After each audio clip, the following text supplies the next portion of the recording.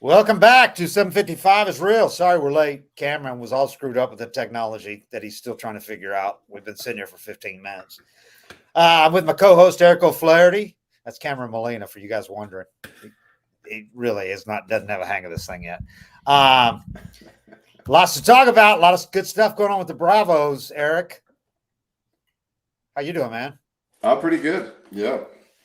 Dude, this bullpen is taking shape. You get guys off that IL, and all of a sudden you realize how good this pen can be. And how about Michael Tonkin? What a story he is. You wondered if he was going to be one of those 2 or 3 week guys, and it's like, okay, he was a great story now, but he's getting better. Well, he has great stuff. For me, he's one of those guys you're wondering why he hasn't succeeded earlier, not if he's going to keep succeeding. It's like if he keeps this up, he's going to keep getting out. It's the way he's throwing the ball. Yeah, he's not like throwing 88 up there and with a trick pitch or anything. Yeah, and he's not spraying the ball all over the place and just hoping the hitter swing. Like, he knows what he's doing. Man, you forget how good, because we only had him for, we only got to see the Braves have him for a little over a month last year, but you forget how dominant Marcell Iglesias was. And they've been doing what they've been doing, the start they're off to, without one of the best 2 or 3 closers in the league with Diaz out. Right. This guy has pitched twice since he got back and has faced 6 batters and been perfect and thrown like 26 pitches, 20 strikeouts, something like that. I wrote it down, but he's just been phenomenal. See, I didn't realize until I watched him pitch on a day in, day out basis last year how good his control is. Yeah. You think closer and you think he's got like a wipeout pitch. But when you watch him pitch, he just hits spots. He dots up with really good stuff, almost like a starter. Yeah. 28 pitches, 20 strikes. Has faced 6 batters in 2 innings, got 2 strikeouts. He's not up there blowing everybody away, even though he goes hard. He's getting pitches. Contacts, which makes him so efficient. So you can use him more. I mean, he has great stuff, but he makes pitches. And I think there's like, you watch him his first 2 outings, and that feels like a closer when he comes in and just shuts down an inning. There's guys that come in and do these closer roles, and teams have them that give the fans heart attacks. Right. They get through it. I remember Joe Borowski for the Indians used to throw all these sliders. It was like 2 guys on every inning, and then he'd get a pop up and a strikeout and a line drive at somebody. And they give you a heart attack. But when there's a guy like Iglesias coming in and it's just boom, boom, boom, 1, 2, 3, hitter after hitter after hitter. I mean, it changes the game, and it changes how the opposing team looks at that ninth inning. So then they're pressing earlier in the game. And that was something I learned from Mark DeRosa when we had our 3 relievers back in 10, 11, 12, me, Johnny, and Craig, that were really locked in and having good outings. He said to me, he's like, you don't understand how much better you guys are making your starting pitchers, because we're pressing from the first inning on, knowing that if we don't get a lead by the 7th, we're probably losing. And that's not tooting my own horn. It's a lesson that I learned. And, that was more about Johnny and Craig just striking the world out and being unhittable. It was almost like I was their last shot. And if I could get through that, my mindset was, if I can just get the ball to these guys, it's a wrap. That's a great point. People don't really think about that, how it changes those earlier innings, because a team realizes we really got 6 innings to beat these guys, to get a lead. Yeah. Because if we don't have a lead, it's over. Especially when you got an offense like the Braves have now. You can't just be tied. You have to have a lead. Yep. If the bullpen is really tough. Because if this offense is within a run or 2, they feel like they're going to win the game. They're going to score 2 or 3 runs in the last few innings. This team feels like that. Yeah, and so that offensive mindset, when I think Minter going into that 8th will get locked in. He's struggling in that closer role for whatever reason. It might be a mental thing, or who knows what caused some of those tough outings for him. But he's been really good in that role the last few years, and you can kind of mix and match a little more. Give him some outings that match up better for him. And McHugh. McHugh coming back. Looks great. The best thing about this pen is they have 3 or 4 guys down there that can go multiple in extra innings, like Tonkin did. Tonkin and McHugh can go 2 at any time like that. So can Chavez. That for me was the outings that I was the most proud of. They're the most nerve-wracking, but those were the ones that were, you come in a tie game, extra innings, and shut it down twice and give your team a chance to win. Usually if you put up 2 zeros, you're winning that game. Yeah, McHugh, he's very easy to overlook or to just take for granted, because he's another of those guys that doesn't throw 98. Yeah. He's up there throwing 90, 92, off speed. I mean, he's up there pitching. But this guy, and especially since now that he's healthy, he's had a little chance to get his legs back under him since he got off the IL. He's pitching in some big situations, and Snit now is moving him back into those high leverage innings that he had last year. And he responds. I mean, he's always cool. He's been there so many times now. And yesterday you saw him fired up. That's about as fired up as I've seen him when he came off after a big strikeout. He came off, got out of a big situation. There was crucial outs of the game. Him and Tonkin got some crucial outs, man. Yeah, the pen's looking pretty stacked all of a sudden. Getting him back and getting Iglesias back. McHugh on Wednesday against the Marlins in a win, pitched 3 scoreless innings with 3 hits, no walks. Sunday against the Orioles, he worked 2 crucial innings, came in the 6th and pitched into the 8th.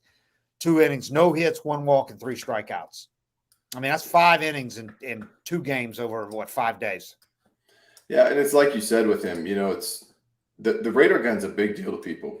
How much credit they're given, just how sexy they think an outing is. But if they had a spin gun or a movement gun and that was all we knew, he'd be top of the league. McHugh would at least. Yeah, his spin rate's huge, man. Yeah.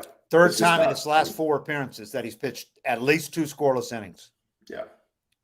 Well, he used to be a starter. So yeah, those guys, they're used to getting up, getting down. They know how to warm back up. And that was the thing I struggled with the most as a reliever was you only get those 8 pitches and you probably just sat for 10 minutes, 10 minutes, you get stiff. Right. I never felt the same that second time out, but starters get so many repetitions in that. And if they had success in that initially, it means they're built. They're capable of doing it in the first place.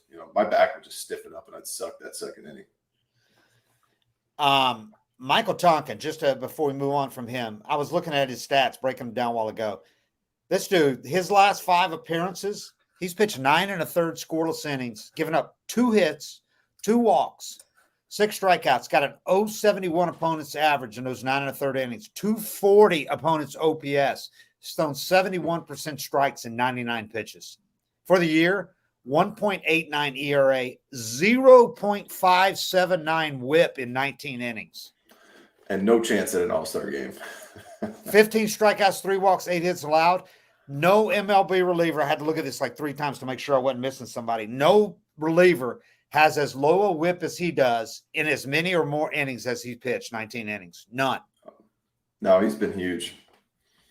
Those guys, and that's, that's such an important – you have your setup man and your closer get all the glory, but having those guys, McHugh and Tonkin, that can pitch bottom 9 on the road in a tie game, extra innings tie game, you lose so many games in those situations if your bullpen's not deep. And having 2 guys to go to, Chavez you can go to, they're going to win a lot of games with this pen this year. And those are the most deflating, losses too, are when you blow late leads. Yeah, and it's allowing them to not have to go too deep if a starter starts to falter a little bit. And they got some young starters, and especially when you're working a guy in there like a Dodd making a spot starter, Bryce Elder, and he starts. Although Bryce is going deep now, man.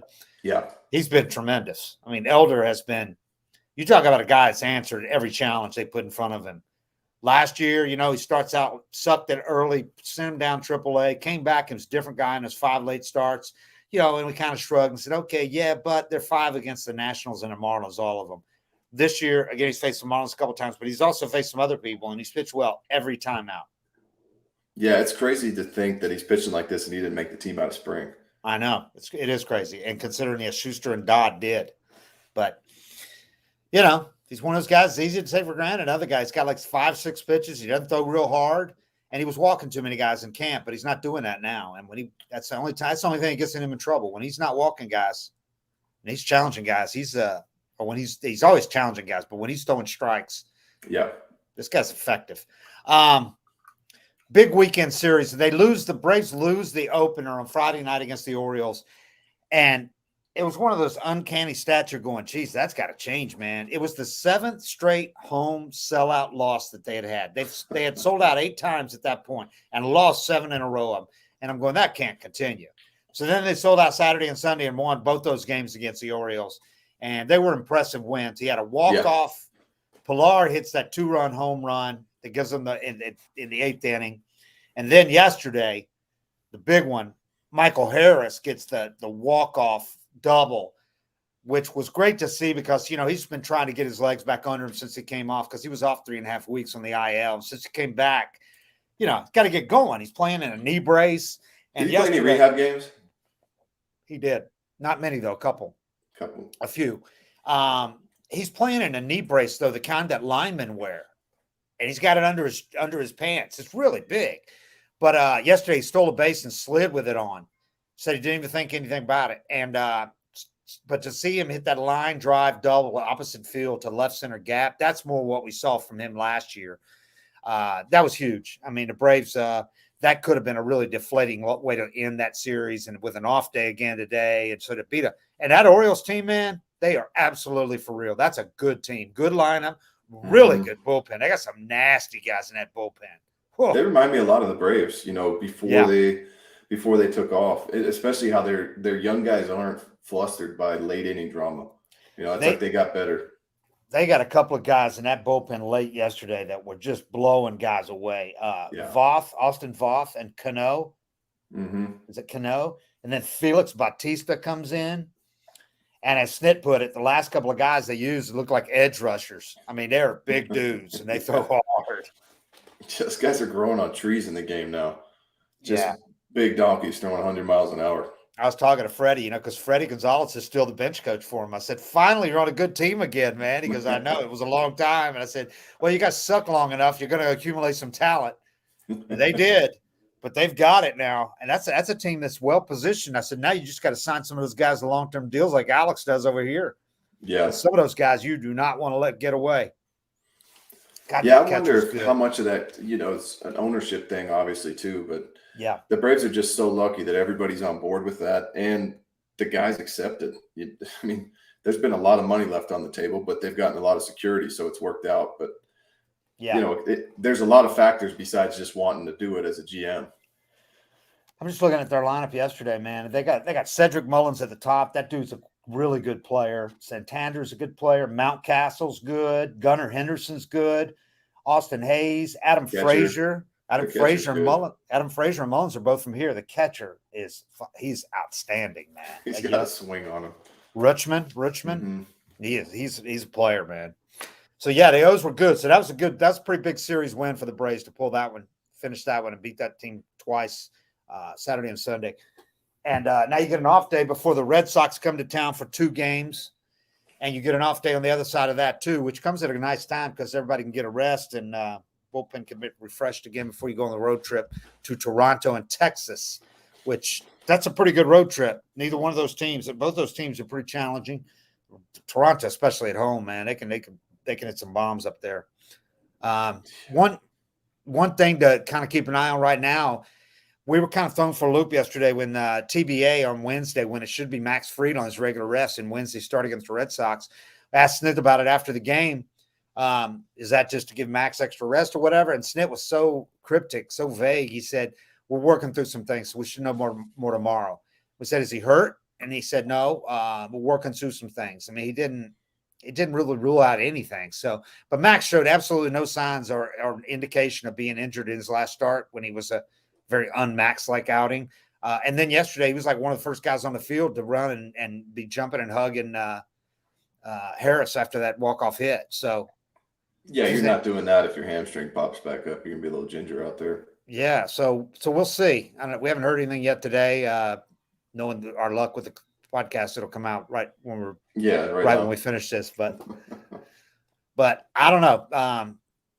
That's the only thing coming out of the weekend that was a concern at all. Darno was activated today from the IL.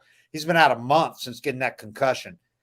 I was glad to see the Braves be careful with that because it's one of those things you have to be, especially with a guy that had 3 of them previously, and they could afford to do that, both because Murphy is so good. I mean, the dude's been leading the league in OPS. It's ridiculous.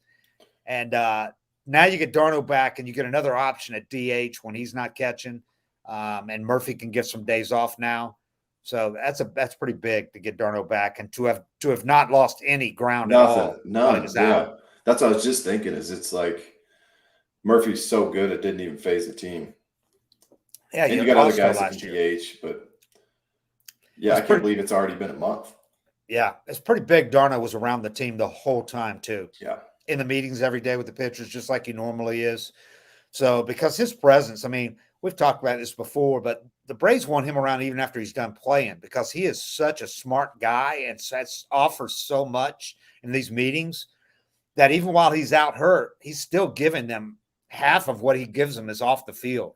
And he's still providing that even when he's not playing. So he's been tremendous for Murphy to make that transition to a new team and new league. Just tremendous. It's been, I mean, it's not just all Murphy that's the reason he's been so good over here. He's gotten a lot of help from Sal Fasano, who's the best catching coach in baseball, and Darno, who knows all these guys and his staff. That's helped him a lot.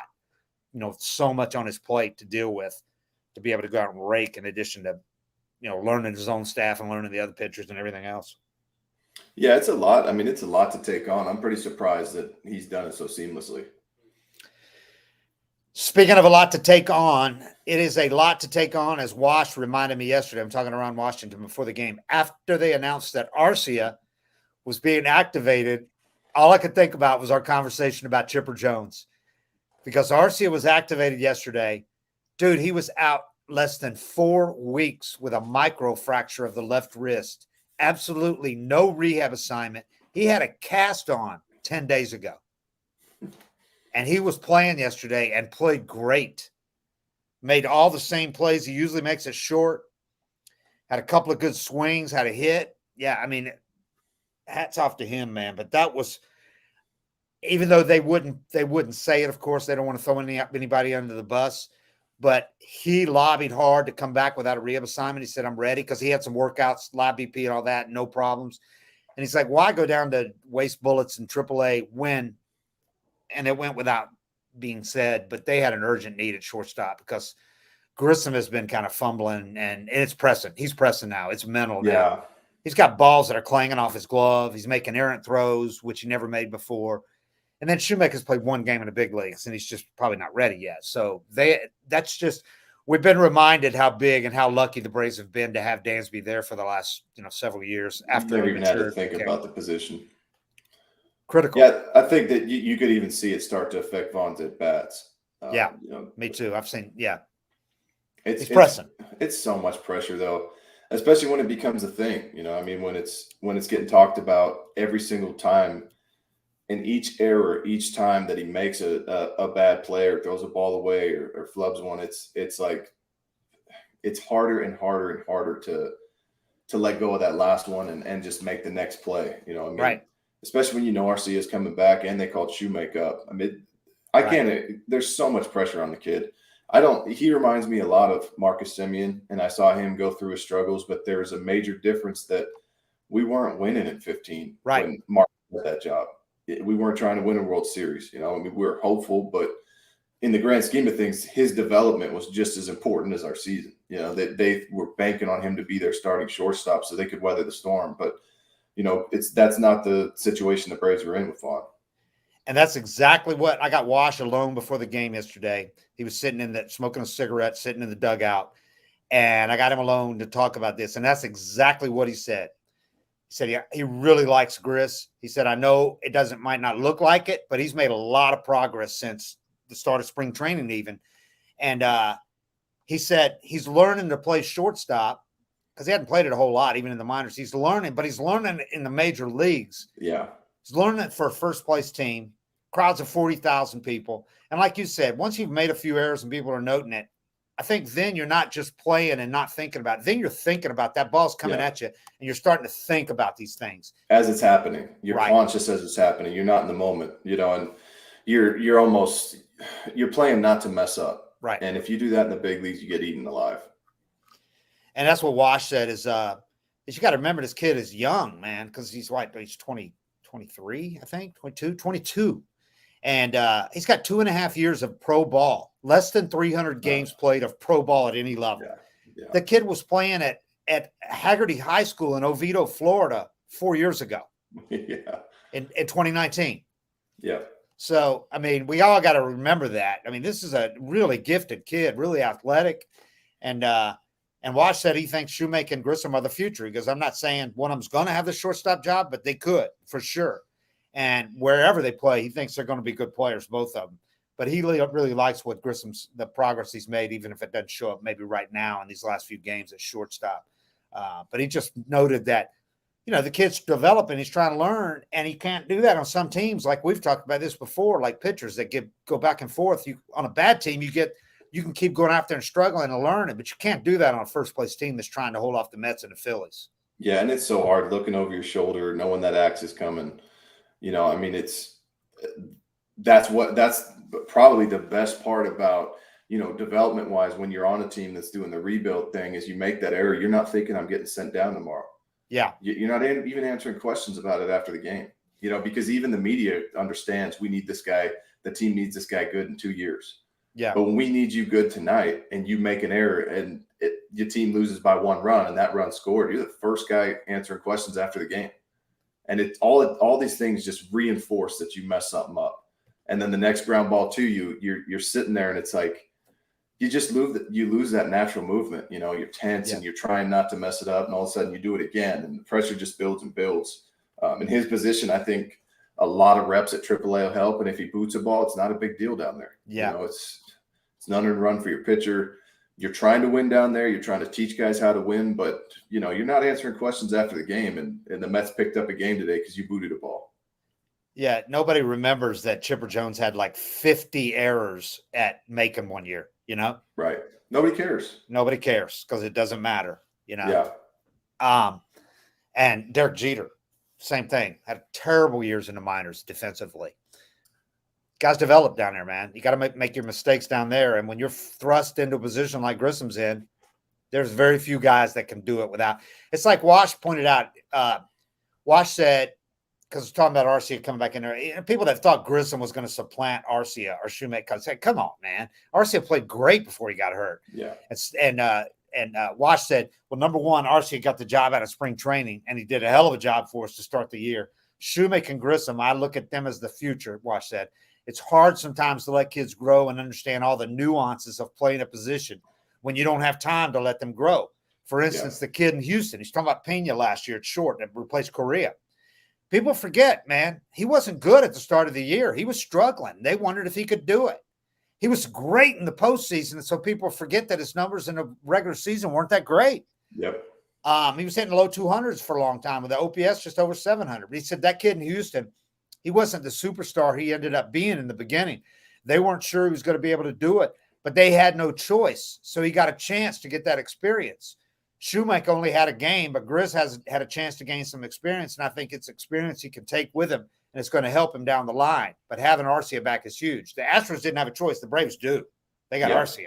Yeah. So, but he said he was talking about, I asked him about playing in front of 40,000 people and team in first place and all that. And he said, I think that part of it is how you control your emotions. And sometimes that's where youth shows up. You see what I'm saying? Arcia had been out there for 8 years, manning shortstop in Milwaukee. So he knows what he's doing. And since they come back to almost normal baseball, he's talking about the shifts. He said his athletic ability shows up. You can see he's an athlete. And now he can roam and be a stallion. We're very happy to have him back. And I hadn't even thought about that. The shift thing? The shift was just making it even harder for a guy like Grissom, because you can't hide it, man. Range matters so much more. And it's making guys like Arcia stand out more than they did last year. You know, when you're having to show range now and show that arm strength, the real athletes are coming to the fore now, and some other guys are being exposed. And I haven't really thought about that much this year, but it's true. I heard that maybe a week or two ago, and I've been looking at it a lot different since. And just giving credit to the shortstops that you do have a lot more range to cover. It's one thing when you're playing up the middle and you got a third baseman to your left and a second baseman to your right, and you're giving them that third base line. But when the second baseman can only come to the right side of that bag, or you can only go, you just got so much more ground to cover. And that just puts more pressure, and those are harder plays to make. The farther you have to move, the cleaner your footwork has to be, and the better position you got to put yourself in. Arcia made a play yesterday that reminded me a lot of Dansby. He fielded it, and it was critical. It was late. It was in the extra innings. He fields the ball up by second base, and instead of throwing to first for the easy out, he throws to third for that out, which could have been – it ended up being a huge play. And I asked Snit about it. I said, that kind of reminded me of the plays Dansby made. And he said, yeah, the difference was Dansby was usually going that way and then did the ballsy move of throwing to third. Arcia was going towards second, stopped, and he said that was all arm strength. Yeah. And Riley had to make a great catch, scramble to make the tag. Because, I mean, the throw was a little off, but it was in almost – it's hardly there's very few shortstops that can make that throw, that have the arm strength to make that throw. From second base, off balance to third, and get a fast runner that was trying to advance. And every time it's like a fly ball to center field, the next guy would have been – like those plays save runs. Yeah. They're big. And those are confidence plays too. You know, I mean, you could do it in batting practice all you want and have the arm strength, but having the balls to execute it, it takes a lot of confidence and just reps, you know, under pressure. That's exactly what Snit said. He said, I'm just glad that he goes, that was a high risk play, high reward play. And he said, I'm just glad that he has the confidence to do it. Yeah. You know, because you got to have some confidence to say, I'm going to do this and look bad if I don't make this play, because they're going to have runners on the corners. But that just tells you how comfortable he is in the position. He can just rely on his instincts and play a game. And first game back, when you're in that opposite position to Grissom, like if he throws that ball away? Yeah.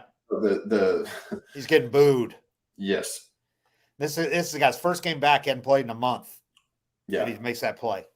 So it was a reminder of what they've got, you know, and how critical it is. Because you talked about shortstop when Dansby was going to leave, how you were kind of concerned, because it's people think you can just plug a guy in there, and you can't, man. And they're lucky they got Arcia. They knew what they had, and Arcia has surpassed most of our expectations. I didn't know what they had until he didn't play shortstop a lot last year. Right. You know, so I didn't really – I mean, you know a guy when they're with another team, but I feel like to really appreciate a fielder, you got to see plays like that. Right. That's not making any highlights.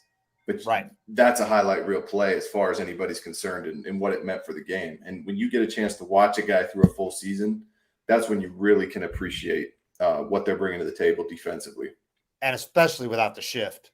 Yeah. I mean, we're the shortstops, the really good athletic shortstops with the instincts and the arm strength, they're showing up now, man. Yeah. They're making the plays like Simba used to make routinely every night, you know, showing that huge range.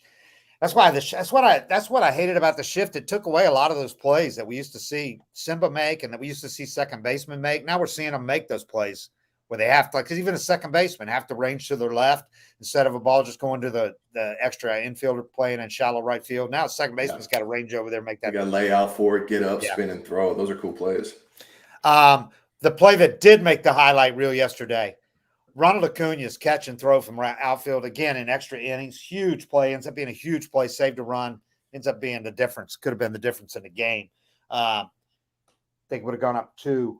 He makes a catch, and this is a play he doesn't make in the past, because in the past I think he relied more on his sheer considerable athleticism, and he really didn't have all the experience to know exactly how to catch that ball, to put himself in position. So sometimes he caught it kind of flat-footed or stationary and then tried to make that throw to third, which he could do sometimes. But yesterday, he absolutely played it perfect. There was a ball. It was about 3/4 away in the outfield, a little past medium range, and he went back on it, and then it came and caught it on the fly, perfect, and positioned perfectly to take a couple of steps, crow hop, throws to third, throws a bullet, one hopper, a perfect throw. Because his arm's so accurate. A fast runner. Yeah. I don't know why anybody would challenge him. That's what under any circumstance. Why would you give him a chance? He throws that throw for fun. Like if he knows you're not going, he might just show it off. But that's what's been most impressive watching him throw for me is almost all his throws are right on line. Really has been accurate this year, man, with the throws. I mean, the throw, he throws in mid to upper 90s, and he's right on the money. Yesterday, that was a one hopper that was right on the money.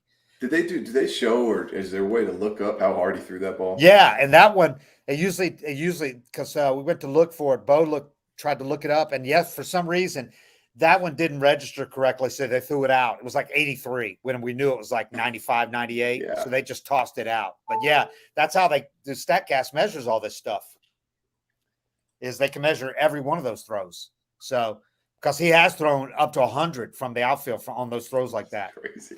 It's crazy because When a pitcher throws 100 and that's their craft and they work on it every day and they have all these reps, but if you watch position players play catch, they just play father-son catch.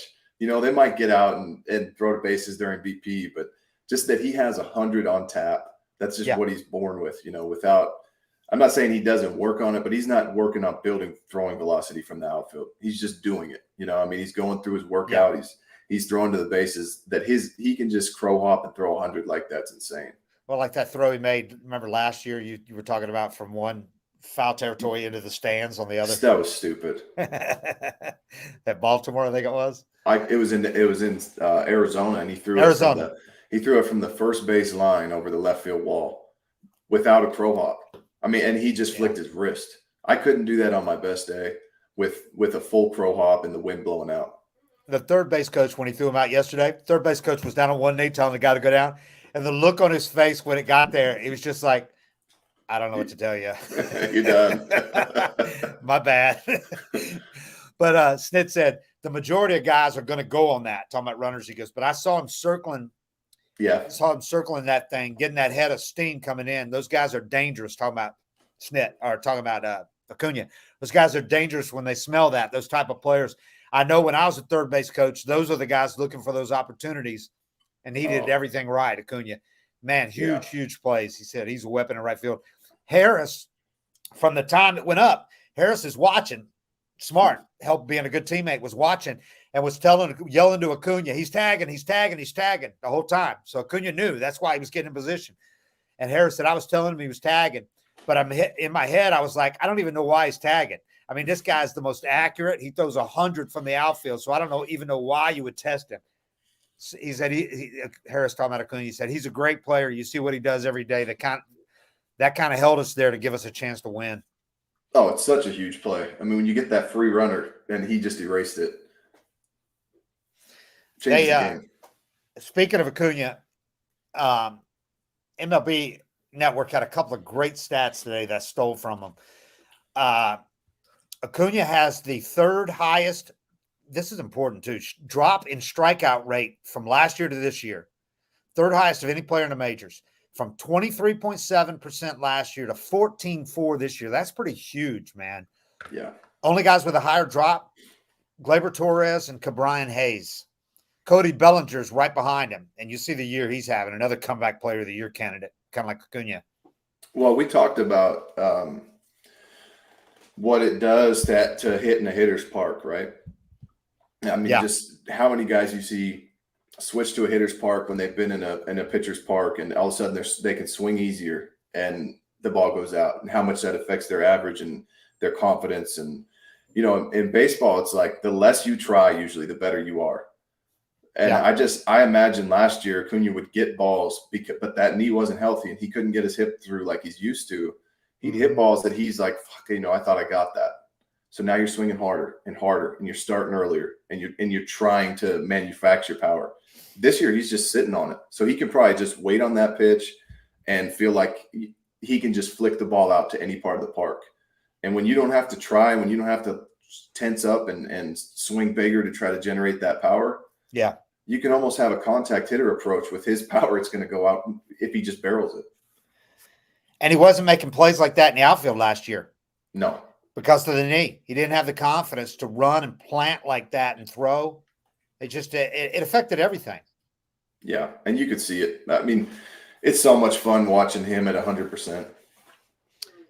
I had a stat. Was that Cam doing some work there? Did you move that in there, Cam? Yeah, first time ever I'm doing work. Yeah. Thanks, man. Appreciate it. The other stat that I stole from them was, and it's on the screen now, Cam, this is a great stat, man, because we've talked about Acuna being one of the only legit 5-tool players in the game today. The 5-tool players being, there used to be guys like Willie Mays, Hank Aaron, Roberto Clemente. Those are 5-tool players. There aren't that many in the game today. You could argue that Mike Trout today is not a 5-tool player because he doesn't have a fifth tool. The arm is not plus arm.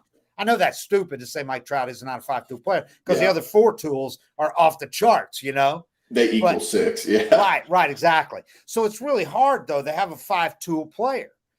Soto's not a 5-tool player because he's not the defense is not plus, you know.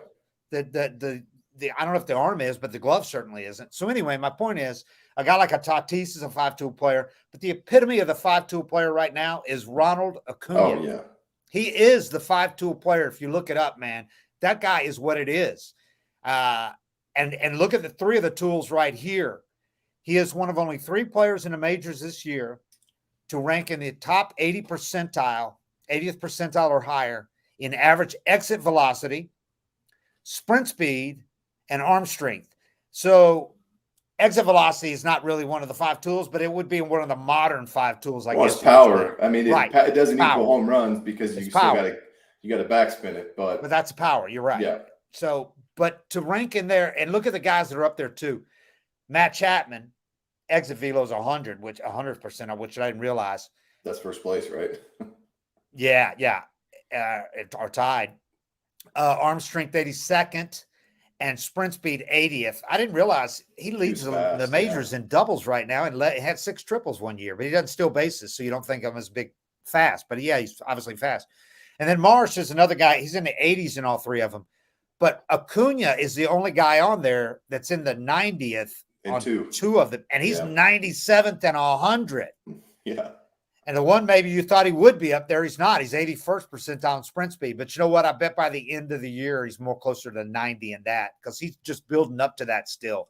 I'm wondering where Ohtani is because he throws 100 miles an hour off the mound. He's fast. You would have thought he'd be up there, wouldn't you? Yeah, but I don't know if he might not qualify because he doesn't play the field. So they're looking. Maybe doesn't have enough exit velo to count. No, he's got the most exit velo. I mean, at least up there. A number of attempts. I think it's because he doesn't play the field, so his arm strength doesn't have enough arm. Yeah, doesn't have enough throws. You're right because he take those throws from the mound. Yeah, but yeah, obviously Ohtani would kind of be the quintessential 5-tool player, but he's kind of a different animal altogether. I mean, I'm not even including him. 8-tool player. Yeah, he is, but he's a freak. But anyway, yeah, I thought that was a really good stat that MLB Network had, and it just shows you what again we're seeing what Acuna can do, man, and it's fun to watch every night. I mean, every night he's doing 2 or 3 things that you appreciate again that he's back healthy, and you just want him to stay healthy because I really think he's going to finish top 3 in MVP this year and has a good chance to win it if he just keeps doing what he's doing. I think the home runs are going to come. He's going to hit more. I mean, he's hitting plenty, but I think he's going to get on a higher rate. What's he on base for right now? About he's got 5 or 6, and we're 1/5 of the season through. So he's close to 30, 25 to 30, and he's on pace for like 70, 75 stolen bases. I think those two will kind of even out a little bit. Yeah. But I think he'll also go on one of those tears where he might have like a 16 homer month. Yeah. You know? Yeah. Or 10. Yeah. Yeah. He's can do it at any time. He can do anything he wants on a baseball field, basically. What I'd pay to just jump in his body for a day and just have to control it, with the remote. Cam, did you want to read this ad real quick? Yeah, I was just about to chime in. Shout out to our friends over at LinkedIn. Let me run this real quick. Are you struggling to close deals? Cold outreach is wasting the time of both the buyer and seller at every stage, especially when sellers are using shallow and outdated data. Your organization can overcome these challenges with technology that translates comprehensive, high-quality buyer data into real-time insights. These deeper insights empower sales rep and teams to adopt the habits of top performers, which leads to better outcomes, like more pipeline, higher win rates, and larger deals. We call this deep sales, and we built the first deep sales platform with the next generation of LinkedIn Sales Navigator. Right now, you can try LinkedIn Sales Navigator and get a 60-day free trial at linkedin.com/real23. That's linkedin.com/real23 for a 60-day free trial. Let LinkedIn Sales Navigator help you sell like a superstar today. Just go to linkedin.com/real23 and get started. And you'll find that link in the description once we wrap up here. All right. Before we move on from the weekend, man, we were waiting, and the Braves have obviously been waiting, and a lot of their fans gave up waiting a long time ago. But we are finally seeing something from Marcell Ozuna. I know it's a small sample size, but he has been an entirely different hitter in May, beginning with that series in Miami. And, a lot of people were like, yeah, it's Miami. He always hits well there, though. But he had a good series here, too. And now he's starting to hit the ball hard. And and finding some holes and getting some over the wall. And so, I mean, the depth that the extra depth that he can give you, especially now getting Darno back too, you gotta have somebody dangerous in that DH role if he keeps doing this all the time.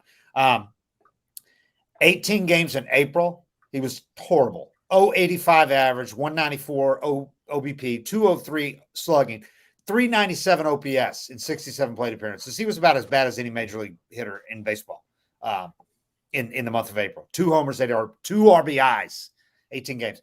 6 May games, he's hit 304, 429 OBP, 826 slugging percentage, 1255 OPS. It's only 28 plate appearances, but he's got 4 homers and 7 RBIs in 6 games.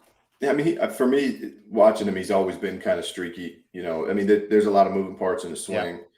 And then anytime you start off a season with your slump, it's amplified, 100-fold.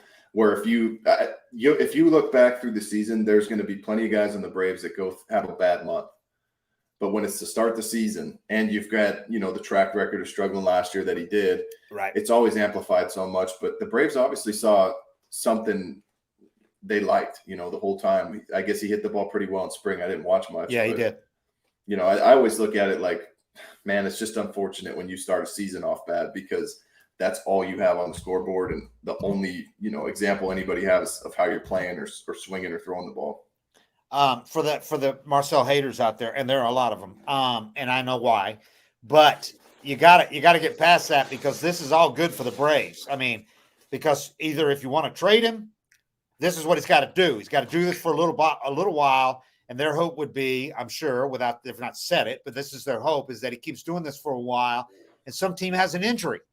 Yep. All of a sudden, they're like, okay, who's available? Oh, he's available. If they can get another team just to bite on $5 million of what they owe him, that's a lot better than nothing, So, and if you can't do that, you've at least got some more depth at DH if somebody goes down again. All right. So this is all good for the Braves. I mean, they're paying them that money. They've obviously shown that they're not willing to eat all that money. I mean, as much as some people want them to, they're not going to do it. Not yet. I wouldn't think that's going to happen until the offseason. Well, there's such a fine line between we don't want to give him up swinging like this either. Right. He goes somewhere else, and they're paying him to go play for another team. Yeah. Imagine if they'd given up on him 2 weeks ago, and he's doing what he's doing right now for another team. Then you just got egg on your face, man. And you can't say you did it out of principle because you held on to him. Like we've talked about this before. You held on to him after the domestic violence arrest, after the DUI. You held on to him. Yeah. So if you get rid of him now, it looks like you're just doing it because of performance. So then if he goes somewhere else and performs, you look like an idiot, because you held on to him with all the bad the Sully shit, and so anyway, this is what they had hoped would happen, and it's happening right now. So at this point, I don't think nobody's beyond reproach as far as questioning their decisions. But goddamn, Alex is getting pretty close, man, because this dude makes. I don't question. This guy can make some moves that are just like, wow. I mean, picking up guys like Tonkin, Hilliard, you go through some of the guys he picks up in the offseason that end up having big roles. Pilar, Mm-hmm. He gets Pilar they're paying him $3 million. He's already earned his $3 million. With that walk-off hit, he had another big hit earlier. He had a couple of big catches. I mean, and he's a great influence in the clubhouse. He's accepted that role. Perfect guy to have as a fourth or fifth outfielder. Perfect. Yeah, and I think that it's easier to make good moves when you're bringing players into this environment. And that's Alex is responsible for that too, obviously. But he's put so much into the coaching, the players he picks up, everything he's doing. That this is an atmosphere that most guys are going to get better in. So every move's going to look good, for the most part. And Pilar said that just the other night. Said being around these guys has made me a better player. Yeah. And those guys are they want to stay. So the guys that have those opt-outs and everything, they're at the end of camp, instead of being like, oh man, I want to get the hell out of here. They all want to stay. Yeah. So then when they're including on that opening day roster, they want to stay instead of going somewhere else where they might get more playing time. And Pilar knew he might have a better chance of getting to the big leagues somewhere else, but he wanted to be here. So and he's getting to play. Got a couple of guys go down. You never want somebody else to go down, like he said, with Michael Harris, but he gave him a chance to play, and he's making the most of it. So he could end up being a really big piece for this team, man. Having a guy like that as pinch hitter. You had Sandoval did that, remember, for that crazy month that he had. Yeah. Pilar looks like it's a lot more sustainable, And man, Well, he keeps himself he was ready. a hell of a player, for most of his career already. Keeps himself in great shape, by the way. He's always ready to go in. Yeah, he's a perfect guy to have in that role, man. At the end of his career, he said he talked to Alex in the offseason about what he wanted out of the last couple of years of his career. And Alex knew him from L.A. He was over there briefly, didn't get to play hardly at all last year over there. And he told Alex that he's ready to embrace this role now. He wasn't really before, and he has been. So if a guy's ready for that, if he's not ready for that, it's kind of hard. Well, it takes a few years to accept it. Yeah, right. I mean, because you're always trying to get back to, especially when you've tasted being a regular, it takes a few years to finally see the writing on the wall. Like, all right, I'm older, I don't have the same speed or whatever, feel on my fastball, whatever it is you've kind of lost, and accept that everybody else gets to shine and they get the headlines now, but I can stay in the league and enjoy it and try to win a World Series if I take this smaller role. But it seems like common sense, but you'd be shocked how many guys wind up out of the game because they can't accept where they are as a player now. And they won't do what it takes to thrive in that pinch hit, play every 3 days role. Well, it's exhausting because you're staying ready for nothing. As a pinch hitter, most games, you're still doing all this prep as if you were a regular. And then fourth inning comes around, you start your routine that you're going to have a little sweat going if you get to pinch hit. Most of the time the call doesn't come. Yeah. And then when it does, if you're like, guys get caught sleeping. Yeah. I'm probably not going to pinch hit today. And then you get called up to pinch hit and your head's just not fully in it. You haven't researched who you're going to face. You're not, mentally there. You go up and have a shitty at bat. Now we'll know next time you're not going to get to pinch hit. We're going to try somebody else. And then 2 weeks go by, you haven't seen any action. And that's where guys just fall apart in those roles. And that's what Snit praised him, lavishes praise on him and other guys like him, like Sandoval was that year, because they're ready. When he hadn't have to worry about looking down and see them down there without their, they're still in their sweatshirt, they don't have their cleats on, whatever, they don't have their stuff ready. He said, on. Right. He said that the Pilar is ready all the time. He looks down there.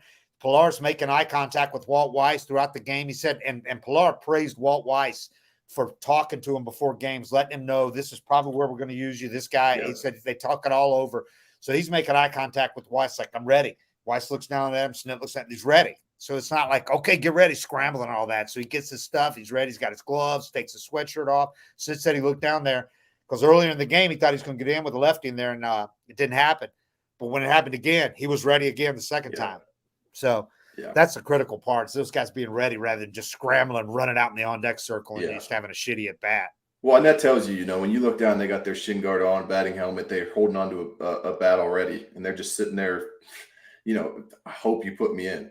It tells you that they're prepared. And, I like for in the bullpen, it's a little different because you can normally tell somebody gives you time to warm up. Right. It's a lot more scripted for you. The phone rings and everything. But when you're pinch hitting, it's probably inning of, and it might not happen. The thing that would mess relievers up is when the closer blows a game and everybody's gone to sleep. If you ever watch when the closer blows a game, usually the pen sucks after that because guys started to put their feet up and shut down mentally. And if it's crazy to explain, but it's so hard to flip that switch and turn it back on mentally. Man. It's really hard because you're always waiting for that day where you get to put your feet up. The closer comes in, you're up 3-0. He's saved 15 in a row. You kind of go to sleep down there, and then they have their bad game and blow it, and you're throwing the top of the 10th. And 5 minutes ago, you're thinking about what you're eating for dinner tonight. Yeah. So pinch hitters, it's the same mindset. When they don't think they're going to pinch hit, or they're just kind of, I'll just wing it. They go up there and they just get their doors blown off. But you watch the pros, like at Arakinski, they're ready. They have the same routine every day. If the call comes, the call comes. If it doesn't, then they're happy the team won. And championship teams, man, have a guy like that. They have somebody that's ready off the bench. You can't just scramble and have guys that have never done that role before. I don't know how many World Series Johnny Gomes went to or won. Yeah. But guys that embrace that role, you can extend your career by quite a bit. And young guys usually aren't good in the role for a reason, man. They haven't been around and learned how to do that and talk to guys and learned how to do it and accepted it. Accepting it, yeah. And especially, I think it's a lot harder to accept when you're young Yeah. And you have these dreams of being a regular and everything. When you're old and you realize like this is my only way to stay in the game, Right. it's pretty easy to accept and just, take what you get. Before we wrap it up, Fried had a most kind of uncharacteristic night on Friday. I mean, he's been so good since coming off the IL. ERA went from 0.45, which is absurd, to 2.08 in one game. He had his 20 inning scoreless streak snapped with an unearned run in the third inning. This is Friday against Baltimore. That was after his own two-base throwing error, which is also very unlike Fried because he's won 3 straight Gold Gloves. He went on to allow the most earned runs, 5, since he gave up 5 against the Reds a year ago in April, and the 7 total runs he allowed. Some of those scored after he left the game, but with the most he'd been charged since he gave up 8 in April 2021. Wow. He had 2 errors in the game for the first time. Dude, he's never had more than 1 error in an entire season except 2019 when he had 3. And he had 2 errors in one game Friday. Yeah, I mean, you don't get a lot of opportunities to make errors as a pitcher either. No. The bad thing is he gets to so many balls. I had 1 career error because I didn't get to shit. Yeah. It's like he has so much range. He's going to make those tough plays. And they were both on those kind of plays. He said, this one's going to sit with it. And man, he's so accountable all the time. He said, this one's going to sit with me for a little bit. Just an extremely sloppy game on my part. I wasn't able to really command my fastball to the glove side as well as I wanted to, which is something that's normally like my bread and butter. And I also, obviously, fielding 2 errors is unacceptable. We take the lead, I give up the lead, and then also give up the homer on top of it. Put us in a hole real quick. Lost any momentum that we had. Just not a way to win a game. And he said, I'm not going to forget what happened tonight. I need to make sure what happened tonight doesn't happen again. Yeah, and I think you saw that the same concept I'm talking about is when your ace is cruising. It's easy to not really be into the game mentally as a 5th or 6th reliever. In that type of game, you don't think you're coming in. Ace is cruising.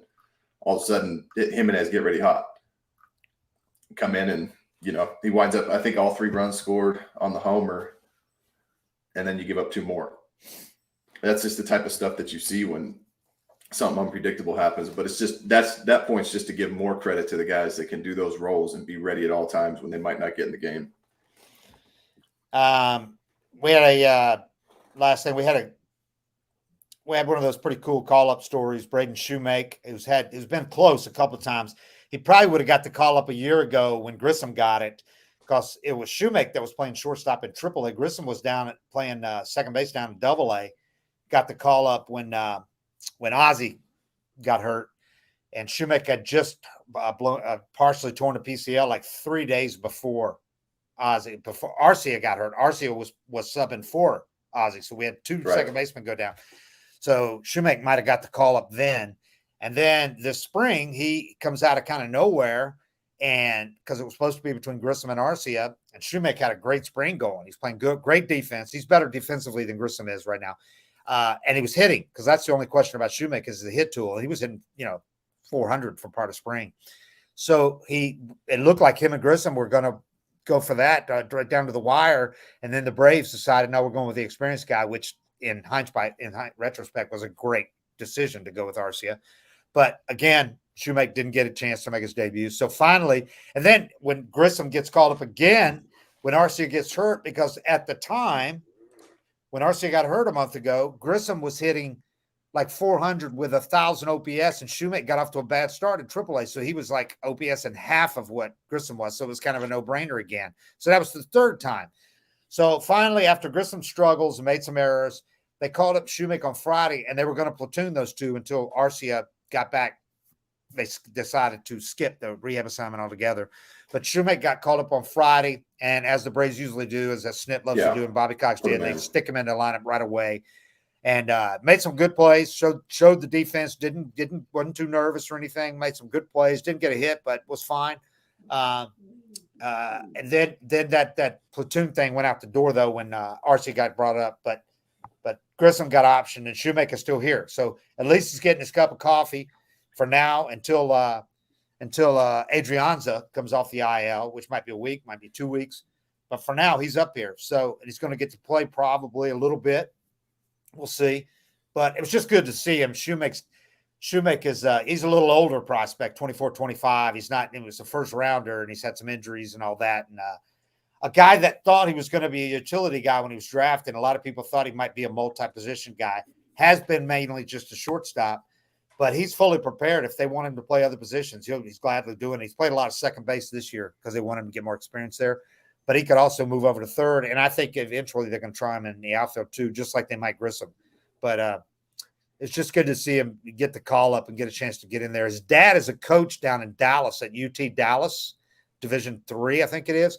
And they were starting their conference tournament. They've won 2 conference tournaments in a row, and they had played the first game on a Friday. His dad got the call Saturday morning. Braden called his dad and said, "I got called up. I'm going tonight to play." And his mom and dad immediately, his dad told the assistant coach, "You got it, man. I'm out of here." Him and his dad, his mom and dad caught a flight up here, and they were here for his debut. Oh, there's nothing you could do to make me if one of my sons made it to the majors. I mean, sorry, boys. Good luck in the tournament, but yeah. I mean, you've raised that kid, worked with him probably for he's been his hitting coach thousands of hours, and you get a chance to see it all come to fruition. And your son's making his major league debut. I don't care what's going on, you're not missing that. And Braden and his wife Emily, they have a 10.5-month-old kid, their first kid. He's got an apartment in Gwinnett, and but he said, "I was about to change a diaper Saturday morning," and Sustanovich, the farm director, called and put Tui Asasopo on the phone, told him, "You're going to Atlanta tonight." So, I mean, it was like, that's pretty cool because he got to share the moment with his wife. Not a lot of guys get to do that. Usually they get the call. They might be in a hotel, midnight on the road. A player gets hurt. You're going up tomorrow. So he's at his apartment with his wife, and they got their 10-month-old kid. So that had to make that moment even cooler than it could ever be. Yeah, you almost always find out at the park or you're on a hotel or you're traveling in AAA. You get that phone call and you don't have any clue what it's about. And then all of a sudden you're going to the big leagues. Yeah, that'd be pretty cool to share with people close to you. Yeah. So good for him, man. Hopefully he gets another opportunity to play a couple games. It's hard to get him in there if somebody's not hurt though, because Ozzy plays every day, Riley plays every day, and even if Riley's been slumping lately, he's still not. They're not going to, if they give him a day off, they might move him over there. But Shoemake hasn't played third base in a game, so Grissom had played at some games. Not lately, but he's played some third there. Shoemake hasn't. So right now they would move if they had an injury at third base. Right now they would move. I can't even think they'd move. You move Arcia over to third base. Arcia was playing third base in Milwaukee before the trade. Yeah, so you're covered right now. You were kind of you weren't really covered for like one day until they brought Arcia back. You didn't really have a guy with experience over there other than Grissom. Yeah. And you go back, Rosario actually played a couple of games at third base, but that was a while ago. Yeah, you could have plugged him in there, but it's like really. I asked Snit about it before the game, the day that they brought up Arcia, or the day they brought up Shoemake. I said, "Who's your third baseman? Your backup third baseman right now? Has Shoemake or Grissom played there?" And he goes, "I don't really know, to tell you the truth." so they weren't really. Don't covered. Bring it up. We're hoping it doesn't happen. Exactly. So, but now you do have a guy there. You'd easily just move Arcia over there. He's handled at third base. But hopefully Shoemake will get some playing time for you. But just a great experience for him. It's a guy that I think is going to have a role here in the future, whether it's utility or not. I think you would definitely. For me, there's so much value in getting a look on how the guy handles the bright lights. Yeah. I mean, that's why I'm not big on prospects, because I want to see what they do when the pressure's on and there's 40,000 in the seats. But yeah, I would try to find a way, it's tough because they got these 2 off days, but to give somebody a rest or something. But yeah, we'll see how long it takes Adrianza to come back. Yeah. Riley's struggling. I mean, you could give him a day off, but yeah, you got these 2 off days. And usually they let Riley just hit his way out of it too. Yeah. But yeah, he handled. I tell you what, he looked good defensively. Under the bright lights, sold out crowd Saturday night. 40,000, 41,000 people there. Yeah, he was smooth. Nice plays. Yeah, he can play some defense, man. There's no doubt. So, all right, that's it. 7:55 is real. We'll talk again on. We'll talk to you guys again on Friday, maybe or Thursday on the off day, or Friday before the game at Toronto. So, a couple of games against the Red Sox. Red Sox are playing a lot better right now. A lot better. So it'll be interesting. See what happens with Fried. See what happens with Fried, man. But I don't think Fried's hurt. I mean, I just saw no signs of that. So we'll see. I don't know. That was kind of odd one. That was a weird situation the way Snit addressed that when we asked him. So anyway, all right, everybody, appreciate it. Thanks everybody for watching us and listening to us and all that. 755 is real. We are out.